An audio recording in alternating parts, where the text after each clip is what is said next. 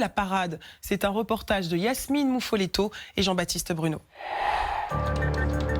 Il suffit de quelques clics et un choix impressionnant de sites apparaît, spécialisés dans la fabrication de faux diplômes. Baccalauréat, licence professionnelle, master, tous sont disponibles. Pour éviter toute poursuite, ces sites prennent soin de préciser que ces diplômes ne sont délivrés que pour un usage humoristique. Nous envoyons notre demande de master en marketing et communication et nous choisissons l'université de Paris-Dauphine, l'une des plus réputées. Le prix de la prestation, 150 €. 72 heures plus tard, une lettre nous parvient. À l'intérieur, le diplôme demandé, plus vrai que nature.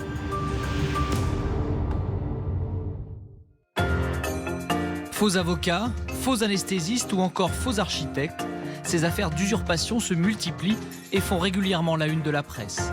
À chaque fois le même constat, les diplômes étaient des contrefaçons très réalistes. Le faux diplôme est devenu un vrai business sur Internet. Paris, Université Dauphine.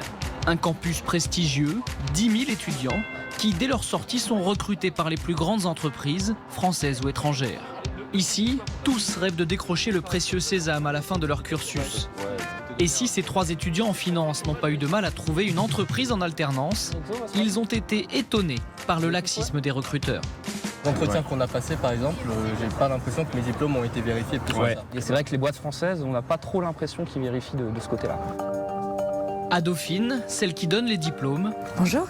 c'est elle. Elisabeth Elie Deschamps est responsable de la scolarité.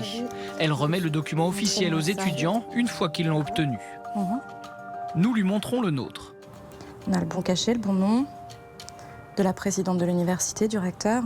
Même sur le grain de papier, on est sur quelque chose de bon. Je ne pense pas que ce soit si évident que ça pour un recruteur de savoir que là, on est sur un faux. Et ça, c'est disponible depuis Internet, en fait, c'est ça ? Disponible en ligne, voilà. D'accord. Et en 3 jours, on l'a reçu. En fait, on l'a commandé en 3 jours.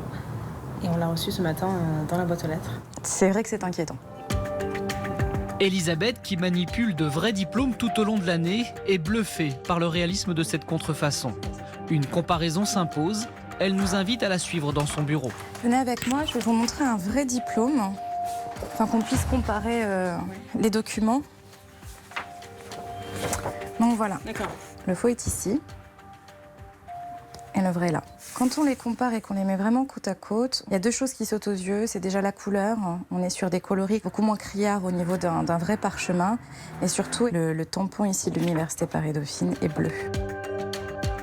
Le tampon du faux diplôme, lui, est noir. Dauphine, comme les autres universités françaises, est confrontée depuis plusieurs années à ce phénomène. Et il y a encore quelques mois, ici, la chasse aux faux diplômes était un vrai casse-tête. Effectivement, avant, c'était tout le service de la scolarité. Mes collègues qui se trouvent ici, qui se trouvent à l'accueil, qui étaient missionnés pour faire ces vérifications de diplômes. C'est vrai que c'était très, très difficile à gérer. On n'était plus en mesure d'assurer le service demandé par les recruteurs. Du personnel mobilisé, une crédibilité mise à mal, Dauphine fait appel aujourd'hui au service d'une entreprise privée qui sous-traite 10 vérifications par semaine. Et Dauphine n'a pas le choix. Le précédent gouvernement avait annoncé en janvier 2016 le lancement d'une plateforme numérique d'authentification des diplômes. 1 an et demi plus tard, cette plateforme n'est toujours pas disponible. Ce matin, beaucoup de dossiers, oulala, tout ça. C'est à Versailles que s'est établie la société en contrat avec Dauphine.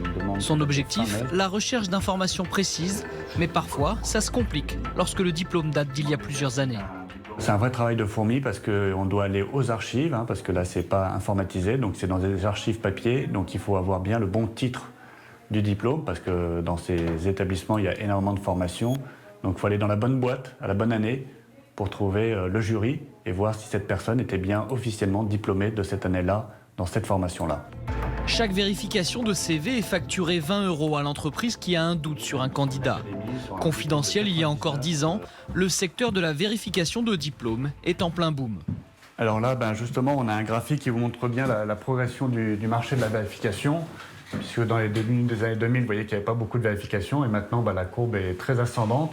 Vous voyez aussi la statistique sur ces faux diplômés qui est de 8%, avec 4% de gens qui s'inventent un parcours, mais 4 autres % qui sont des gens qui ont suivi le parcours dans l'établissement mais qui n'ont pas été diplômés. Un travail de détective qui a tout de même une règle. On ne peut pas vérifier le parcours d'un individu sans son accord. Très bien, là je vais vous montrer quelque chose, vous allez voir.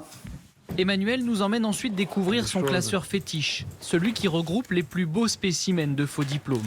Licence pro, des relevés de notes. Et il ne fait pas très bien les choses parce que si vous faites, il n'a pas changé toutes les notes, il change juste la moyenne générale. Donc effectivement, les notes ne correspondent pas à la moyenne générale. Une licence professionnelle, encore du BTS, le diplôme d'ingénieur.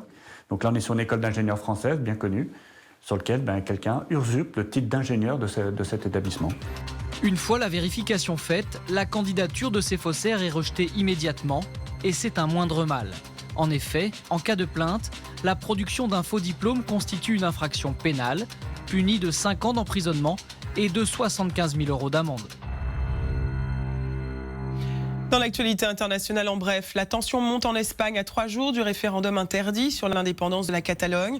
Les forces de l'ordre ont pour consigne de bloquer l'accès au bureau de vote dimanche. Elles craignent de fait des scènes de violence. Des milliers de manifestants sont attendus cet après-midi encore, notamment à Barcelone, pour défendre la légitimité de ce scrutin.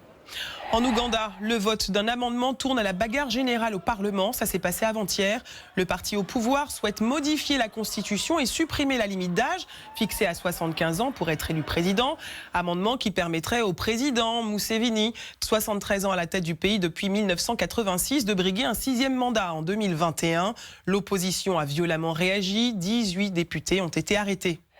L'appel au secours des élus de Porto Rico. L'île américaine dévastée la semaine dernière par l'ouragan Maria se sont abandonnés par les États-Unis. Une partie de la population ainsi que des hôpitaux n'ont toujours ni eau, ni électricité, ni